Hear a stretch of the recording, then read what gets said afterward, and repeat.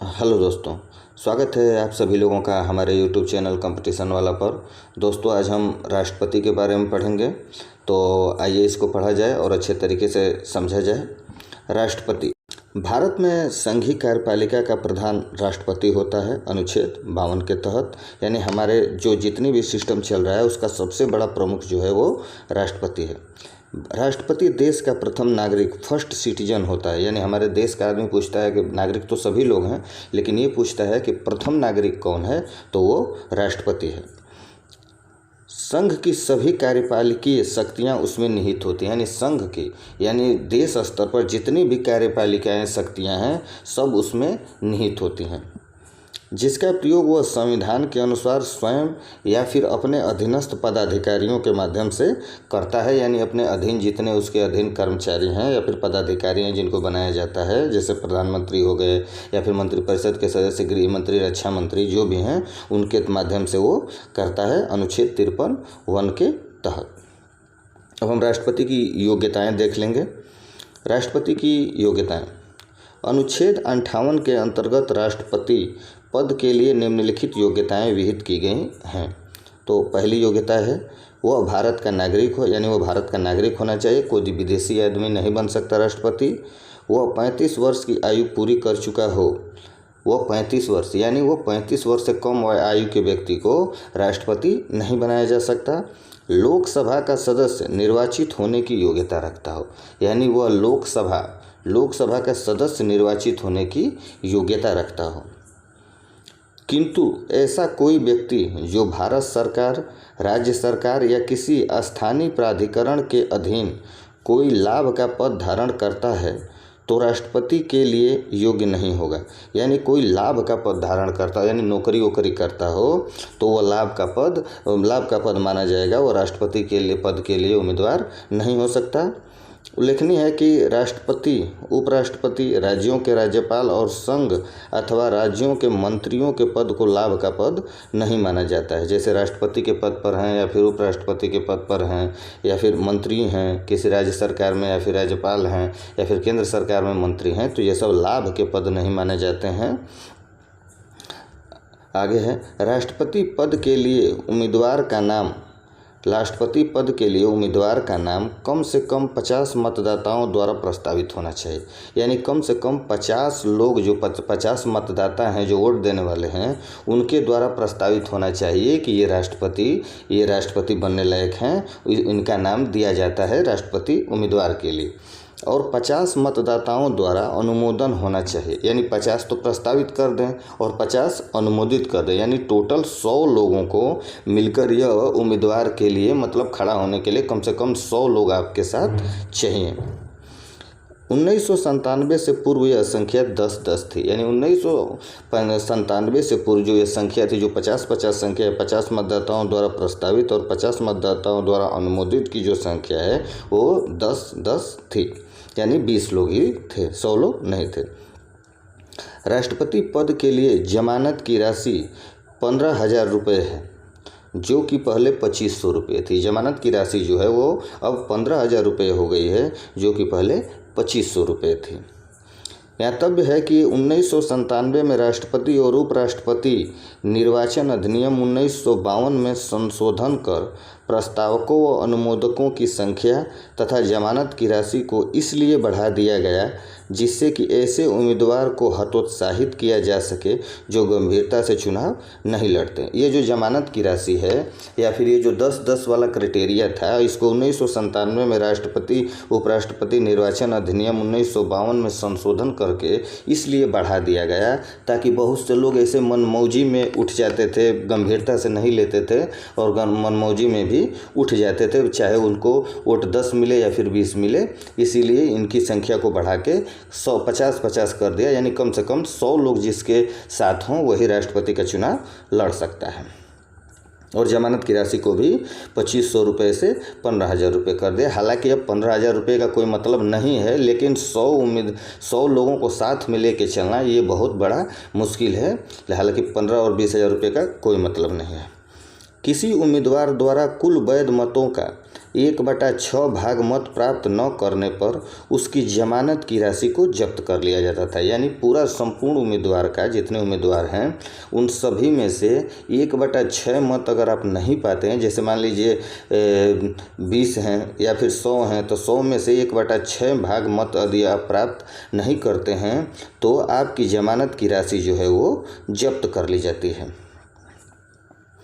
राष्ट्रपति संसद अथवा राज्य विधानमंडल के किसी भी सदन का सदस्य नहीं होगा। यानी जब आप राष्ट्रपति बन जाएंगे तो आप राज्य विधानमंडल या फिर संसद के राज्यसभा, लोकसभा या फिर किसी राज्य के विधान परिषद का कोई विधायक न सांसद, आप कुछ नहीं रहेंगे। यदि निर्वाचन के पूर्व वह सदस्य है तो, यदि आप निर्वाचन यानी राष्ट्रपति बनने से पहले अगर हैं भी तो आपको तो पद ग्रहण की तिथि से, यानी जिस दिन आप राष्ट्रपति बन जाएंगे उसका स्थान उस सदन से रिक्त समझा जाएगा। यानी आप जिस सदन में या फिर कहीं विधायक हों या फिर कहीं राज्यसभा के सदस्य हों या फिर लोकसभा के सदस्य हों या फिर विधान परिषद के सदस्य हों, तो जिस दिन आप राष्ट्रपति निर्वाचित हो जाएंगे उस दिन से उस स्थान को रिक्त समझा जाएगा, यानी वो सीट खाली हो जाएगी। राष्ट्रपति अपने कार्यकाल की अवधि में कोई अन्य पद ग्रहण नहीं कर सकता, अनुच्छेद 59 के तहत। यानी आप कार्यकाल में हैं, यानी आप राष्ट्रपति हैं, तो उसके अलावा आप कोई और अन्य पद ग्रहण नहीं कर सकते। अनुच्छेद 57 में कहा गया है कि कोई व्यक्ति राष्ट्रपति पद पर पुनः निर्वाचित री इलेक्शन के लिए योग्य है, यानी वो दोबारा निर्वाचित हो सकता है। यानी एक बार राष्ट्रपति है तो ऐसा नहीं है कि वो अगली बार राष्ट्रपति निर्वाचित नहीं हो सकता, वह पुनः निर्वाचित हो सकता है।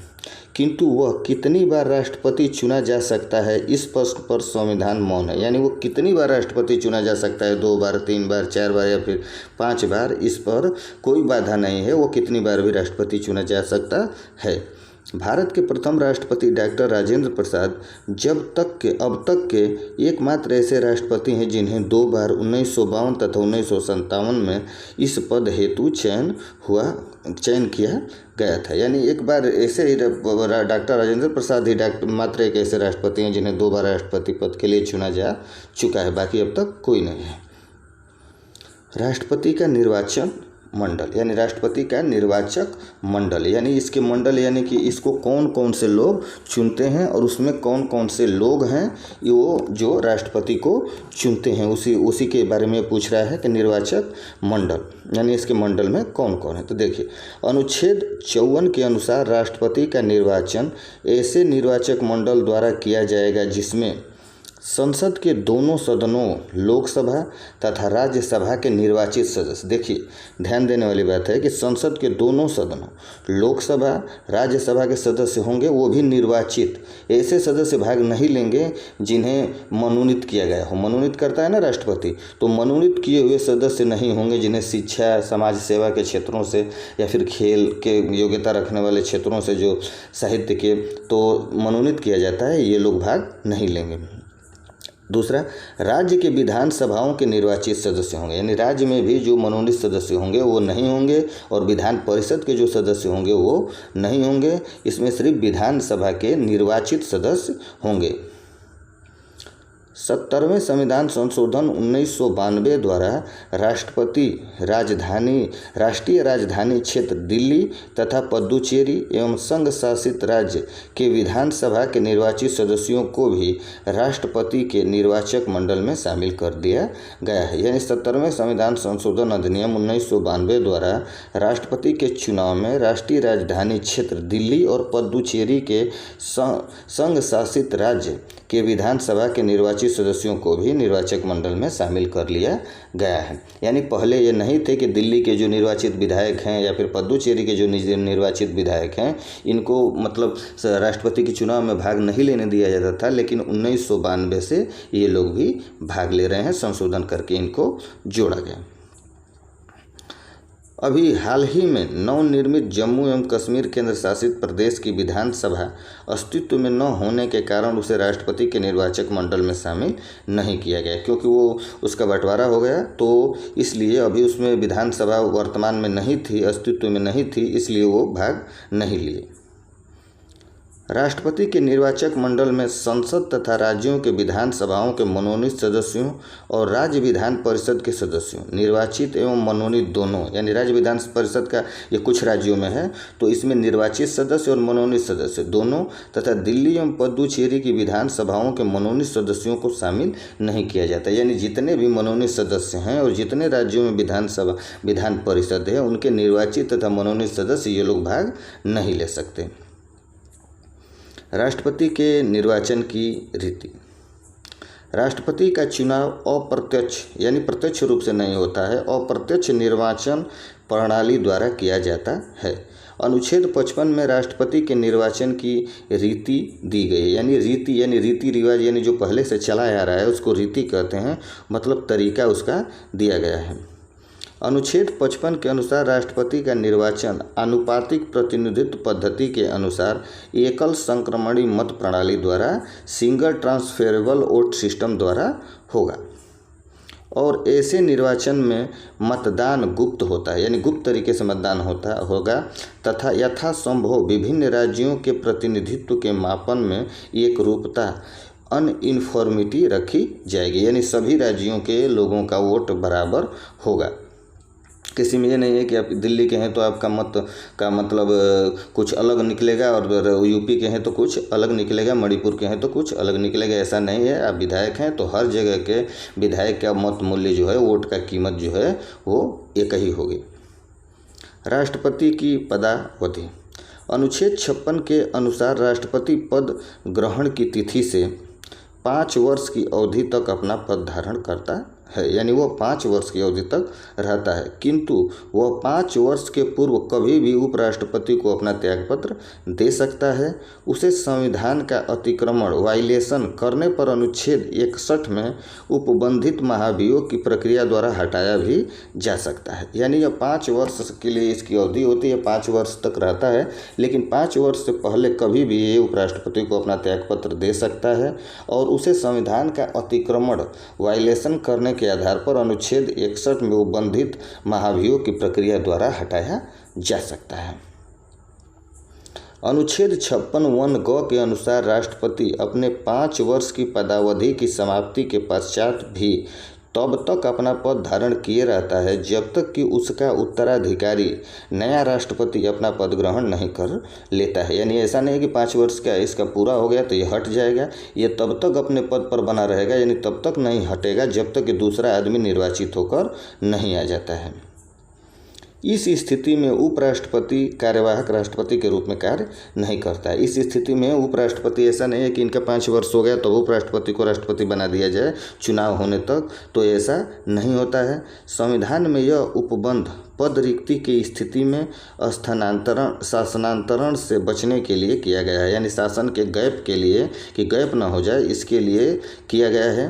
राष्ट्रपति जब उपराष्ट्रपति को अपना त्यागपत्र देता है तब उपराष्ट्रपति इसकी तत्काल सूचना लोकसभा अध्यक्ष को देता है। यानी जब राष्ट्रपति अपना त्यागपत्र देता है उपराष्ट्रपति को तो उपराष्ट्रपति इसकी तत्काल सूचना लोकसभा अध्यक्ष को देता है। राष्ट्रपति के पद की रिक्तता की पूर्ति, यानी राष्ट्रपति का पद जब खाली हो जाएगा तो उसकी पूर्ति कैसे होगी। अनुच्छेद 62 के तहत राष्ट्रपति के पद की रिक्तता को भरने के लिए कराए जाने वाले चुनाव एवं उसकी पदावधि संबंधी प्रावधान दिया गया है, यानी अनुच्छेद 62 में। इसमें कहा गया है कि राष्ट्रपति पदावधि समाप्त होने के पूर्व ही नए राष्ट्रपति के लिए चुनाव संपन्न करा लिया जाएगा। यानी राष्ट्रपति की जो पदावधि है 5 वर्ष की अवधि है उसको समाप्त होने के पूर्व ही, यानी पहले ही, समाप्त अभी नहीं हो रहा, उसके पहले ही नए राष्ट्रपति का चुनाव करा लिया जाएगा। यह प्रावधान आज्ञापक मैंडेटरी स्वरूप का है। इन प्रेसिडेंशियल पोल 1974 के मामले में सर्वोच्च न्यायालय ने कहा है कि राष्ट्रपति की पदावधि की समाप्ति के पूर्व ही उसका चुनाव करा लेना अनिवार्य है और इसे किसी भी आधार पर टाला नहीं जा सकता। मतलब ये चुनाव कराना ही कराना है, इसको किसी भी आधार पर नहीं टाला जा सकता। यह प्रावधान अनुच्छेद 56(1) ग के अधीन है। अर्थात राष्ट्रपति अपनी पदावधि समाप्त हो जाने पर भी तब तक अपने पद पर बना रहेगा जब तक कि उसका उत्तराधिकारी अपना पद ग्रहण नहीं कर लेता है।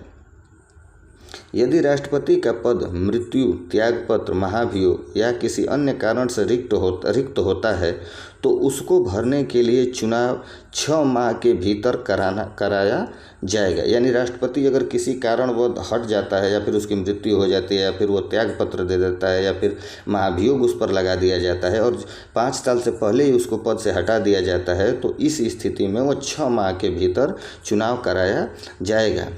मध्यावधि चुनाव द्वारा निर्वाचित नया राष्ट्रपति पद ग्रहण की तिथि से 5 वर्ष तक अपना पद ग्रहण करता है। देखिए दोस्तों, यहाँ पर ये मोस्ट चीज़ है कि अगर मान लीजिए 3 साल के बाद किसी को मृत्यु हो गई या फिर वो त्यागपत्र दे दिया या फिर उसको महाभियोग द्वारा हटा दिया गया तो मान लीजिए 3 साल के अंदर, 5 साल की अवधि है लेकिन 3 साल के अंदर ही वो हट गया तो अगला जो राष्ट्रपति चुना जाएगा वो अब से 5 साल तक रहेगा।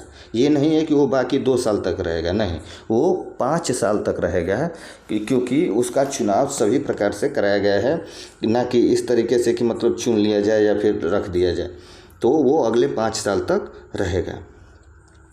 जब राष्ट्रपति का पद आकस्मिक रूप से मृत्यु, त्यागपत्र, पद से हटाए जाने या किसी अन्य कारण से रिक्त होता है तो उपराष्ट्रपति कार्यवाहक राष्ट्रपति के रूप में कार्य करता है। यानी ऐसे स्थिति में जब राष्ट्रपति का पद खाली होता है और 6 महीने के अंदर जब चुनाव होता है तो 2 महीने 3 महीने तक जो पद खाली रहता है तो उस स्थान पर उपराष्ट्रपति को कार्यवाहक राष्ट्रपति के रूप में कार्य करने के लिए रखा जाता है। उपराष्ट्रपति का पद भी रिक्त हो तो भारत का मुख्य न्यायाधीश तथा मुख्य न्यायाधीश के पद की रिक्तता की स्थिति में उच्चतम न्यायालय का वरिष्ठतम न्यायाधीश कार्यवाहक राष्ट्रपति के रूप में कार्य करता है। यानी कि अगर उपराष्ट्रपति का पद भी रिक्त है तो वो सर्वोच्च न्यायालय का मुख्य न्यायाधीश राष्ट्रपति के रूप में कार्य करता है, और अगर वो भी नहीं है तो मुख्य न्यायाधीश के स्थान पर उस सर्वोच्च न्यायालय का वरिष्ठतम जो न्यायाधीश होता है यानी सबसे योग्य और वरिष्ठ जो होता है उसको कार्यवाहक राष्ट्रपति के रूप में कार्य करना पड़ता है या फिर कार्यवाहक राष्ट्रपति उसको बनाया जाता है। एम हिदायतुल्ला भारत के एकमात्र ऐसे मुख्य न्यायाधीश हैं जिन्होंने 20 जुलाई 1969 से 24 अगस्त 1969 तक कार्यवाहक राष्ट्रपति के रूप में कार्य किया था। यानी मात्र अभी तक एक बार ऐसा हुआ है कि राष्ट्रपति के त्यागपत्र के बाद उपराष्ट्रपति भी न हो या फिर राष्ट्रपति का पद आकस्मिक खाली होने के बाद उपराष्ट्रपति भी न हो तो लोग मुख्य न्यायाधीश को कार्य करना पड़े राष्ट्रपति के रूप में। तो ये एक बार हुआ है, एम हिदायतुल्ला ने किया है। राष्ट्रपति द्वारा शपथ या प्रतिज्ञान। राष्ट्रपति के शपथ का प्रारूप अनुच्छेद 60 में ही दिया गया है। अनुच्छेद 60 के अनुसार राष्ट्रपति अपना पद ग्रहण करने के पूर्व उच्चतम न्यायालय के मुख्य न्यायाधीश अथवा उनकी अनुपस्थिति में उच्चतम न्यायालय के ज्येष्ठतम न्यायाधीश के समक्ष अघोषित रूप में शपथ या प्रतिज्ञान करता है। यानी कि राष्ट्रपति अपना शपथ या प्रतिज्ञान जो है वो 60 में दिया गया है। अनुच्छेद 7 के अनुसार राष्ट्रपति अपना पद ग्रहण करने के पूर्व उच्चतम न्यायालय के मुख्य न्यायाधीश के सामने अपना शपथ ग्रहण करता है, और अगर किसी कारण से मुख्य न्यायाधीश नहीं है तो उस सर्वोच्च न्यायालय के ज्येष्ठतम न्यायाधीश के आगे वो अपनी शपथ ग्रहण करता है। और उसके शपथ में क्या क्या होता है ये देख लेते हैं। श्रद्धापूर्वक राष्ट्रपति के कर्तव्यों का पालन करूंगा। यानी उसके शपथ में राष्ट्रपति शपथ लेता है कि मैं श्रद्धापूर्वक राष्ट्रपति के पदीय कर्तव्यों का पालन करूंगा। यानी राष्ट्रपति के बनने पर जो जो कार्य होते हैं मैं उसको करूंगा। संविधान और विधि का परिरक्षण, संरक्षण और प्रतिरक्षण करूंगा तथा भारत की जनता की सेवा एवं कल्याण में निरत रहूंगा। ये शपथ लेता है।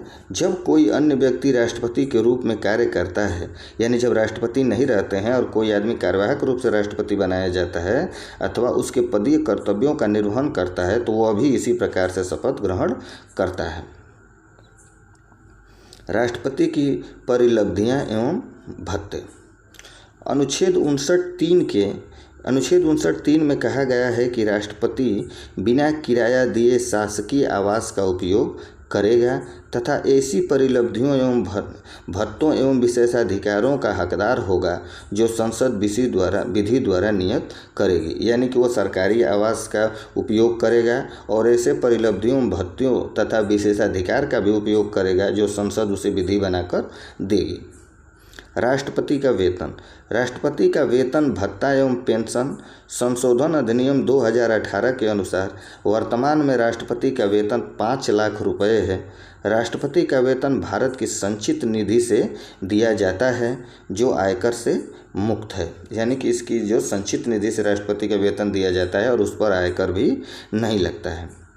राष्ट्रपति की परिलब्धियां एवं भत्ते उसकी पदावधि के दौरान कम नहीं किए जा सकते, यानी उसकी तनख्वाह और भत्ते और सुविधाएं जो है उसकी वो पदावधि, किसी भी भत्ते उसकी पदावधि यानी कि वो 5 वर्ष में कम नहीं किया जा सकते। उसके पद धारण जब वो किया है उस समय वह कम नहीं किया जा सकता, अनुच्छेद 59(4) के तहत।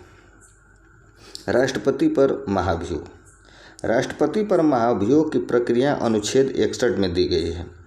इसके अनुसार राष्ट्रपति द्वारा संविधान का अतिक्रमण वायलेशन किए जाने पर उसके विरुद्ध महाभियोग चलाया जा सकता है। राष्ट्रपति के विरुद्ध महाभियोग संसद द्वारा चलाई जाने वाली एक अर्ध न्यायिक प्रक्रिया है। महाभियोग का प्रस्ताव संसद के किसी भी सदन में प्रस्तुत किया जा सकता है, यानी महाभियोग का जो प्रस्ताव है वो संसद के किसी भी सदन यानी लोकसभा और राज्यसभा में भी प्रस्तुत किया जा सकता है। इस प्रस्ताव की सूचना राष्ट्रपति को 14 दिन पूर्व प्राप्त होनी चाहिए, यानी कि राष्ट्रपति पर महाभियोग चलाने का जो प्रोसेस है उसकी सूचना राष्ट्रपति को 14 दिन पूर्व देनी चाहिए और प्रस्ताव की सूचना पर उस सदन में कम से कम 1/4 सदस्यों का हस्ताक्षर होना चाहिए, यानी 1/4 सदस्य, यानी ये 100 सदस्य हैं तो 1/4 यानी 25 सदस्यों का उस पर सिग्नेचर होना चाहिए। यदि इस आशय का प्रस्ताव उस सदन में जिसमें वह रखा गया है समस्त सदस्यों के कम से कम 2/3 बहुमत से पारित हो जाता है तो वह आगे की जांच के लिए दूसरे सदन में भेज दिया जाता है। यदि देखिए जैसे वो दिया गया है महाभियोग लगाने के लिए, तो ऐसा जब 1/4 सदस्य उसको पारित करके भेज देते हैं तो उस सदन में उसकी जांच होती है। तो जब 2/3 सदस्य उस सदन के, यानी जैसे राज्यसभा हो या फिर लोकसभा हो, तो उस सदन के 2/3 सदस्य जो हैं जब उस पर हस्ताक्षर कर देते हैं और वो पारित हो जाता है तो वो अब दूसरे सदन में जांच के लिए भेजा जाएगा। यानी पहले अगर जो लोकसभा में है तो फिर राज्यसभा में भेजा जाएगा और अगर राज्यसभा में है तो फिर वो लोकसभा में भेज दिया जाएगा। राष्ट्रपति को दूसरे सदन में स्वयं अथवा अपने किसी प्रतिनिधि के माध्यम से स्पष्टीकरण देने का अधिकार है, यानी राष्ट्रपति दूसरे सदन में या फिर सदन में स्वयं या फिर किसी दूसरे अपने आदमी के माध्यम से अपना स्पष्टीकरण दे सकता है कि मैंने अतिक्रमण नहीं किया है। जांच के पश्चात यदि द्वितीय सदन भी प्रथम सदन की भांति महाभियोग के प्रस्ताव को समस्त सदस्यों के कम से कम 2/3 बहुमत से स्वीकार कर लेता है तो उसी दिन से राष्ट्रपति पद मुक्त समझा जाता है। यानी दूसरा सदन जब पहले सदन से दूसरे सदन में जाता है तो दूसरा सदन भी 2/3 बहुमत से अगर उसको पारित कर देता है तो तभी से ये समझा जाता है कि राष्ट्रपति को उसके पद से हटा दिया गया है, वो पद रिक्त समझा जाता है। अभी तक एक भी ऐसा अवसर नहीं आया जबकि राष्ट्रपति पर महाभियोग लगाया गया हो, यानी अभी तक एक भी बार ऐसा अवसर नहीं आया है जब भारत के किसी राष्ट्रपति पर महाभियोग लगाया गया हो।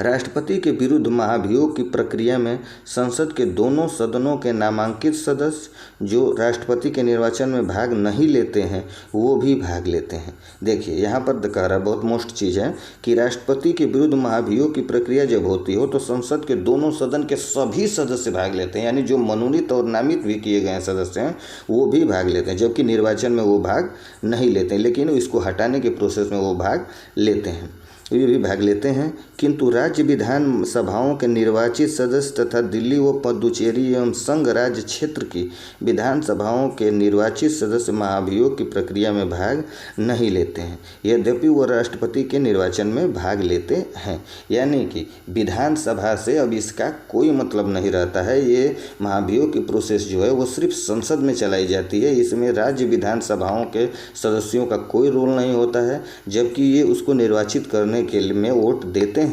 मतदान देते हैं, लेकिन उसको हटाने में इनका कोई भूमिका नहीं होती है। राष्ट्रपति के चुनाव संबंधी विवाद, यानी अगर राष्ट्रपति के चुनाव को लेकर कोई विवाद या फिर समस्या उत्पन्न हो जाती है तो क्या होता है, इसको हम पढ़ेंगे। अनुच्छेद 71 में कहा गया है कि राष्ट्रपति और उपराष्ट्रपति के चुनाव संबंधी विवादों का विनिश्चय उच्चतम न्यायालय द्वारा किया जाएगा तथा उसका निर्णय अंतिम होगा। यानी अनुच्छेद 71 में कहा गया है कि राष्ट्रपति और उपराष्ट्रपति के चुनाव से संबंधित कोई मामला आ जाता है तो उसका विनिश्चय यानी उसका निश्चय वो सर्वोच्च न्यायालय के निर्णय के आधार पर किया जाएगा। यदि उच्चतम न्यायालय किसी व्यक्ति या राष्ट्रपति या उपराष्ट्रपति के रूप में निर्वाचन को अवैध घोषित कर देता है तो ऐसे व्यक्ति द्वारा राष्ट्रपति या उपराष्ट्रपति के रूप में निर्णय के पूर्व किया गया कोई कार्य या घोषणा अवैध नहीं होगी। देखिए, यानी राष्ट्रपति, अगर कोई आदमी राष्ट्रपति है, निर्वाचन उसका हो गया, लेकिन बाद में 2 महीने 3 महीने बाद उच्चतम न्यायालय द्वारा उसके निर्वाचन को अवैध घोषित कर दिया जाता है, तो ऐसा नहीं है कि 2 महीने में उसने कोई निर्णय लिया हो तो उसको गलत समझा जाएगा या फिर वो भी ख़त्म हो जाएगा। ऐसा नहीं है, वो अवैध नहीं समझा जाएगा, वो वैध रहेगा, उसके द्वारा जो भी निर्णय लिया गया होगा। 11वें संविधान संशोधन अधिनियम 1961 द्वारा अनुच्छेद 71 में उपखंड 4 जोड़कर यह प्रावधान किया गया है कि राष्ट्रपति या उपराष्ट्रपति के चुनाव की वैधता को इस आधार पर चुनौती नहीं दी जा सकती कि निर्वाचक मंडल में कुछ स्थान रिक्त है। यानी कि यह व्यवस्था की गई है 11वें संविधान संशोधन द्वारा कि ऐसा नहीं है कि कोई निर्वाचक मंडल में अगर कोई विधानसभा भंग है, उस समय अगर वो उसमें भाग नहीं लेती है या फिर कहीं की सीट अगर खाली है, कोई आदमी विधायक मर गया है या फिर सांसद मर गया है, तो इस रूप से उसको चुनौती नहीं दी जा सकती कि वहाँ पर निर्वाचन नहीं हुआ है या फिर वो वोट में भाग नहीं लिया या फिर निर्वाचन में भाग नहीं लिया है। इस आधार पर वह चुनौती नहीं दी जा सकती।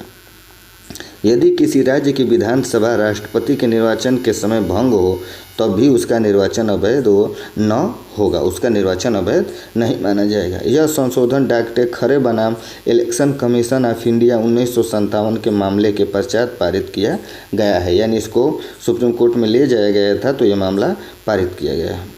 दोस्तों, आज के वीडियो हम यहीं पर समाप्त करेंगे और अगली वीडियो में हम शेष राष्ट्रपति के बारे में और सारी जानकारी को पढ़ेंगे। और आप हमारे चैनल को लाइक एंड सब्सक्राइब जरूर कर लें ताकि इसी तरह की वीडियो आपको हमेशा मिलती रहे। तो मिलते हैं नेक्स्ट वीडियो में बची हुई जानकारी के साथ। तब तक के लिए नमस्कार।